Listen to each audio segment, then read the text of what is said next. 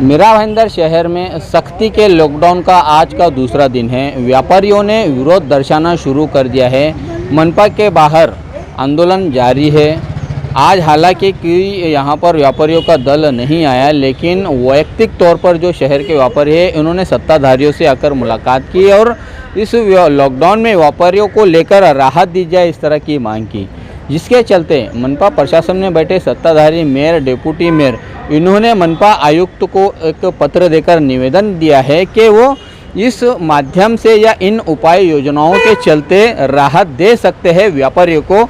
आइए हम जानते हैं डिप्टी मेयर हसमुख गहलोत ने जो निवेदन किया है मनपा आयुक्त को कि किस प्रकार का निवेदन है जिसके चलते व्यापारियों को राहत दी जा सकती है। आपके माध्यम से लोगों को बताना चाहूँगा कि जो कल आपने देखा होगा, आज भी शहर में काफ़ी रोज़गार व्यवसाय के तौर पे लोगों के छीन रहे हैं। फिर चाहे वो धंधा करने वाला हो या चाहे वो रेकड़ी पे गाड़ी लगाने वाला हो या चाहे दुकानदार हो। मुझे पहले ये समझ में नहीं आया था, जब मैंने ध्यान से इस विषय को पूरी तरह से पढ़ा तो जो महाराष्ट्र शासन के द्वारा जो वीकली लॉकडाउन नक्की किया गया था, तो वीकली लॉकडाउन का अर्थात ये था कि बाकी दिनों में यानी सोमवार से लेकर शुक्रवार शाम 8 बजे तक या रात 8 बजे तक सभी चीज़ों के अंदर थोड़ी बहुत छूट रहेगी और थोड़ी बहुत पाबंदियाँ रहेगी, और शुक्रवार रात 8 से लेकर सोमवार सुबह 7 बजे तक उसके अंदर वीकली लॉकडाउन यानी सभी कार्य, सभी काम धंधे बंद रहेंगे।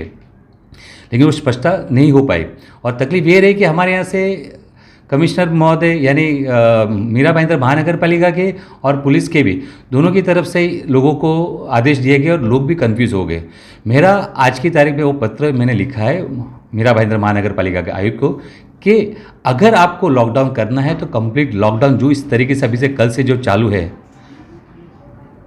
चालू है वो उस तरीके से ना होते हुए शीतलता से अपनाई जाए। शीतलता का अर्थात है कि लोगों का रोजगार ना जाए, लोगों का व्यवसाय भी चालू रहे और लोगों को उत्पन्न भी चालू रहे। नहीं तो बहुत बार क्या होता है कि हम उनको कहते हैं जबरदस्ती दुकान बंद करो और महानगर पालिका चली जाती है टैक्स वसूलने के लिए।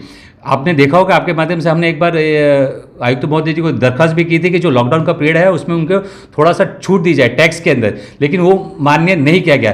तो ये जबरदस्ती क्यों लॉकडाउन के लिए?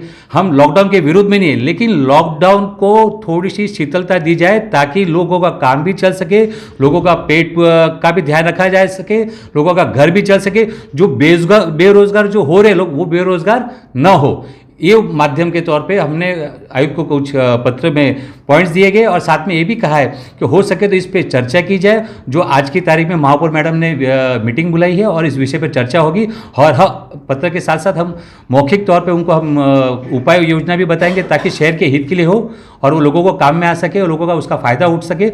ये हमने उन पत्र में लिखा है। ऐसे विभिन्न हमने सुझाव हमारी तरफ से गए थे और मैं आपको बताना चाहूँगा कि हमारे जो माजी आमदार नरेंद्र मेहता जी थे और मैं भी था और साथ ही साथ में आयुक्त महोदय जी को हमने वर्बली बताया था।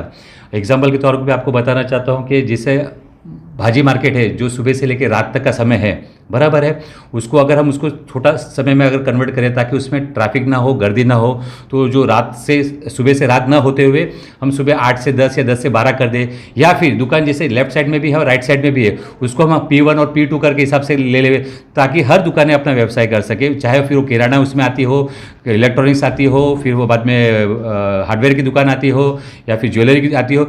P1 to P2 करने से फ़ायदा ये होगा कि हर दुकान एक दिन ये चालू रहेगी और सबसे बड़ी बात कि उसके अंदर रोज़गार सबको मिलेगा, किसी का रोज़गार छीनेगा नहीं और काम भी मिलेगा ताकि लोग मायूस ना हो जाए।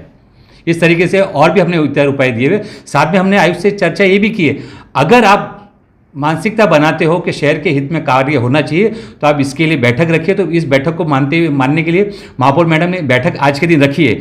मैं चाहूँगा और आपके माध्यम से कहना चाहूँगा कि महापौर ने जिस बैठक बुलाई है तो मैं खुशी से कहूँगा कि आयुक्त इस बात को समझे और शहर के हित के लिए क्या है वो अनिवार्य करे, ना ही कि बस ऊपर से थोपा गया आदेश हम पे शहर पे डाला जाए जिससे शहर का नुकसान हो सकता है। और मैं नहीं चाहता हूँ कि लोगों बेरोजगार हो और लोगों को नुकसान पहुँचे। ये थे डिप्टी मेयर हसमुख गहलोत, जिन्होंने उपाय योजना के तौर पर बताया है कि P1 P2 के माध्यम से या कुछ घंटों का समय देकर इन लोगों को राहत दी जा सकती है। जो व्यापारी आज रास्ते पर उतर आए हैं उन्हें वो रास्ते पर उतरने के लिए मजबूर होना पड़ रहा है क्योंकि उनके रोजी रोटी का सवाल है। पिछले साल भर से ये लोग काफ़ी दिक्कतों और परेशानियों से गुजर रहे थे, लेकिन इस लॉकडाउन को वो दोबारा बर्दाश्त नहीं कर पाएंगे, इस तरह का मानना है डेप्यूटी मेयर हसमुख गहलोत का। अब यहाँ पर सबसे बड़ी जो परीक्षा है वो मनपा आयुक्त की है कि मनपा आयुक्त ने जो गाइडलाइन यहाँ पर जारी किए हैं वो राज्य सरकार द्वारा आए हुए गाइडलाइन हैं। उन गाइडलाइन में इस तरह का क्या वो अमेंडमेंट कर सकते हैं, क्या उन्हें इस अमेंडमेंट की मंजूरी मिल पाएगी राज्य सरकार से, ये आने वाले समय में पता चलेगा। बहरहाल हमारे शहर के व्यापारी वर्ग त्रस्त है, परेशान है अपने कारोबार को लेकर। देखना है कि आने वाले दिनों में जो मांग सत्ताधारी द्वारा की गई है मनपा आयुक्त से व्यापारियों के हित में, क्या उस मांग को माना जाएगा या नहीं माना जाएगा। आप देख रहे आरिफ कुरैशी और साबिर शेख के साथ ऑन रिकॉर्ड मेरा भाईंदर। धन्यवाद।